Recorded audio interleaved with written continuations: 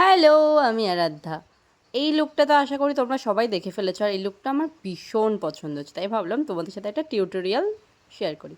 প্রথমে ইউজ করছিলাম সুইস বিউটির এই প্রাইমারটা। এই প্রাইমারটা ভীষণ ভালো, তোমরা আমার সাজেশন একবার শুনে ইউজ করে দেখতে পারো। এটা দিলেই স্কিনে একটা আলাদা করে গ্লো হয়। দেন সারা রাত যার জন্য জেগে জেগে চোখের তলায় কালি করলাম, সে তো আর পাত্তা দিল না। সো এই অরেঞ্জ সুইস বিউটির কারেক্টারটা দিয়ে আমি হাত দিয়েই ড্যাব ড্যাব করে ইউজ করেছি। দেন ইউজ করছি আমি রিকর্ডার এইচডি ফাউন্ডেশন, আর এটা না আমি হাত দিয়েই অল্প নিয়ে ড্যাব ড্যাব করেই, মানে হাত দিয়েই ঘষে দিই, আর জিনিসটা এত সুন্দর না, পুরো মাখনের মতো, বিউটি ব্লেন্ডারও লাগে না।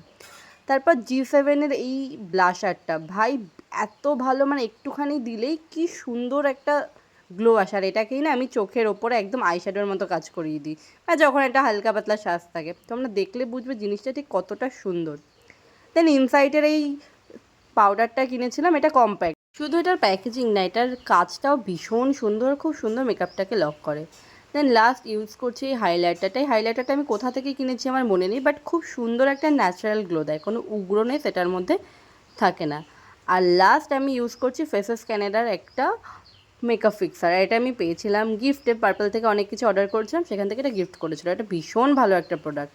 দেন এই যে আইব্রো যে পেন্সিলটা আছে না সুইস বিউটির, একদম ডার্ক ব্রাউন কালার, সেটা দিয়ে আমি আইলাইনার পরি।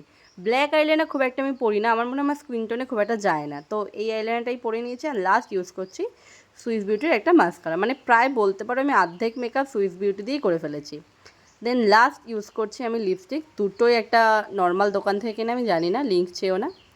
দেন আমি রেডি। আমার না এই লুকটা সেদিন ভীষণ পছন্দ হয়েছিল, তোমাদের কেমন লাগছে আমাকে জানিও, আর প্রোডাক্ট লিঙ্ক লাগলে বলো।